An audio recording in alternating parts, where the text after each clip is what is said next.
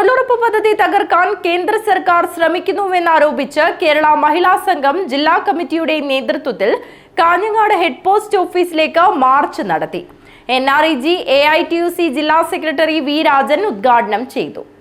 തൊഴിലുറപ്പ് പദ്ധതി തകർക്കുന്ന നടപടികളാണ് BJP സർക്കാരിൻ്റെതെന്നാരോപിച്ച് കേരള മഹിളാ സംഘം ജില്ലാ കമ്മിറ്റിയുടെ നേതൃത്വത്തിൽ കാഞ്ഞങ്ങാട് ഹെഡ് പോസ്റ്റ് ഓഫീസിലേക്ക് മാർച്ച് നടത്തി.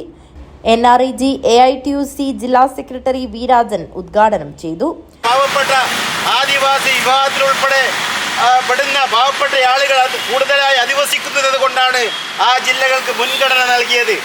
അത് തുടർന്നാണ് പിന്നീട് 2007-ലും 2008-ലും കമ്മ്യൂണിസ്റ്റ് പാർട്ടിയും AITUCയും ഇടതുപക്ഷവും വളരെ ശക്തമായി രാജ്യവ്യാപകമായി പദ്ധതി നടപ്പിലാക്കണമെന്ന് UPA ഗവൺമെന്റിൽ വലിയ സമ്മർദ്ദം ചെലുത്തിയതിനു ശേഷമാണ് 2008 മുതൽ 6, 7, 8 വർഷങ്ങളിലായി ഈ പദ്ധതി രാജ്യവ്യാപകമായി നടപ്പിലാക്കാൻ അന്നത്തെ കേന്ദ്ര ഭരണാധികാരികൾ തയ്യാറായത്. ഇപ്പോൾ തൊഴിലുറപ്പ് പദ്ധതി നമ്മുടെ രാജ്യത്ത് വന്ന് 20 വർഷം കഴിഞ്ഞു. 2005-ലാണ് പാർലമെന്റ് ഈ നിയമം പാസാക്കിയത്. ജില്ലാ പ്രസിഡന്റ് രേണുക ഭാസ്കരൻ അധ്യക്ഷത വഹിച്ചു.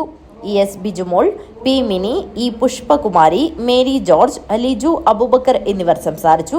P ഭാർഗവി സ്വാഗതം പറഞ്ഞു.